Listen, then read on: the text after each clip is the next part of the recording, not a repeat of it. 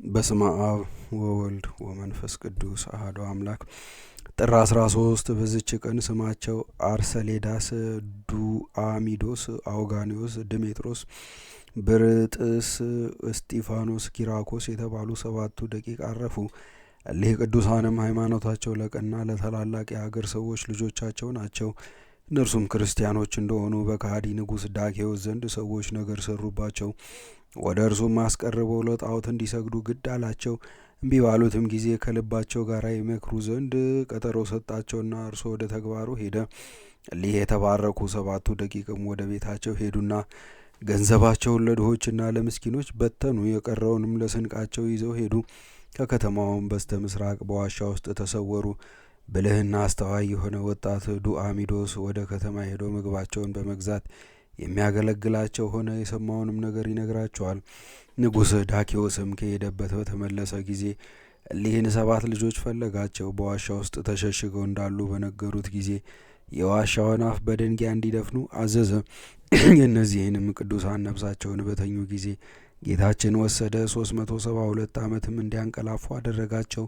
ከንጉሥ አሽከሮችም ስማቸው ቴዎድሮስና መቅዶስዮስ የተባሉ 2 የእርሳስ ሰሌዳዎች ወስደው የሊህን የ7ቱ ደቂቅን ዜናቸውንና የዘመኑን ቁጥር ጽፈው ቀርጸው ከዋሻው አፍ አኖሩት። ከዚህም በኋላ ዳኬዎስ ሞተ። እስከ ደጉ ንጉሥ እስከ ቴዎዶስዮስ ዘመነ መንግስት ብዙ ነገስታት ነገሱ። በዚህም ደግ ንጉሥ ዘመን ትንሣኤ ሙታን የለም የሚሉ ከሃዲያን ሰዎች ተነሱ። እሊህም 7ቱ ደቂቅ የሚነቁበት ጊዜ ሲቀርብ ለበጎቹ ማደሪያ ሊሰራ ሽቶ ደንጊያ እየፈለገ የዋሻውን አፍ አንድ መኮንን ከፈተው። እሊህ ቅዱሳንም በ372 ዓመት በነቁ ጊዜ ምግባቸውን ይገዛ ዘንድ ዱአሚዶስን ላኩት። የሀገር ሰዎችም የዳኬዎስ ስም የተጻፈበትን ዲናር በእጅ ውስጥ ባዩ ጊዜ የተሸሸገ የወርቅ ሳጥን ያገኘ መስሏቸዋልና ይዘው ወደ ዳኞቹና ኤጲስቆጶሳት አቀረቡት። በመረመሩትም ጊዜ እነርሱ 7 ልጆች እንደሆኑ ነገራቸው።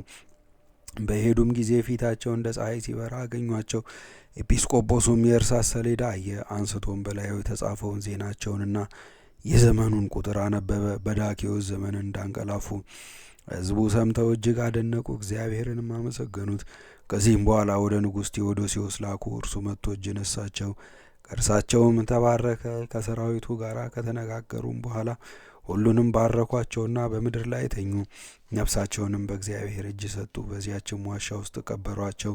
ለእግዚአብሔርም ምስጋና ይሁን። የሊህም ቅዱሳን በረከት ከእኛ ጋር ትኑር ለዘላለሙ አሜን።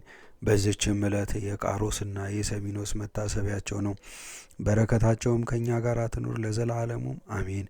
በዚህችም ቀን አባ ነካሮ አረፈ። ይህም ቅዱስ ሰው ሳያውቀው በስውር የሚጋደል ሆነ። እርሱም ከምንጣፉ በታች እሾህ ይጎዘጉዛል። ጤና አግኝቶ እንዳይተኛ ነው። በቀንና በሌሊትም ለጸሎት ይተጋ ነበር። ከትሁትነቱም የተነሳ የበር ጠባቂ አደረጉት። በዚያም ገዳም በመንፈስ ቅዱስ የተሰወሩ ነገሮችን የሚያይ ባህታዊ መነኮስ አለ። በአንዲትም ሌሊት በሕልሙ በከፍታ ቦታ ላይ ቆሞ አየ። ከበታቹም ፍሬው በየአይነቱ የሆነ አትክልት አለ።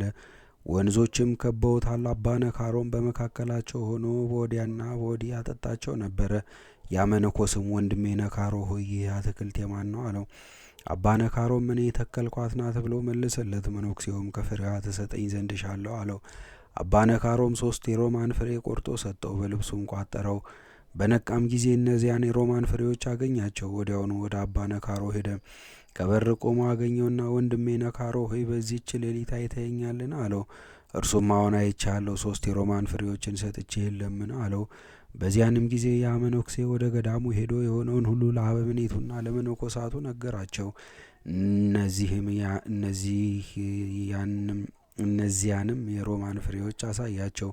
መነኮሳቱም ከአባ ነካሮ ቅድስና የተነሳ አደነቁ። ያን ጊዜም የበጋ ወራት ነበረና የሮማንም ጊዜው አልነበረምና በዝቅተኛ ማዕረግ ላይ ስላደረጉት መነኮሳቱ አዘኑ። በከፍተኛም ማዕረግ ሊያደርጉት ሽተው ወደ እርሱ በሄዱ ጊዜ አጡት። ታላቅ ሐዘንንም አዘኑ።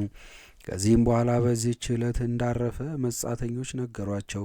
ለእግዚአብሔርም ምስጋና ይሁን፣ እኛንም በዚህ ጻድቅ ጸሎት ይማረን፣ በረከቱም ከእኛ ጋር ትኑር ለዘላለሙ አሜን።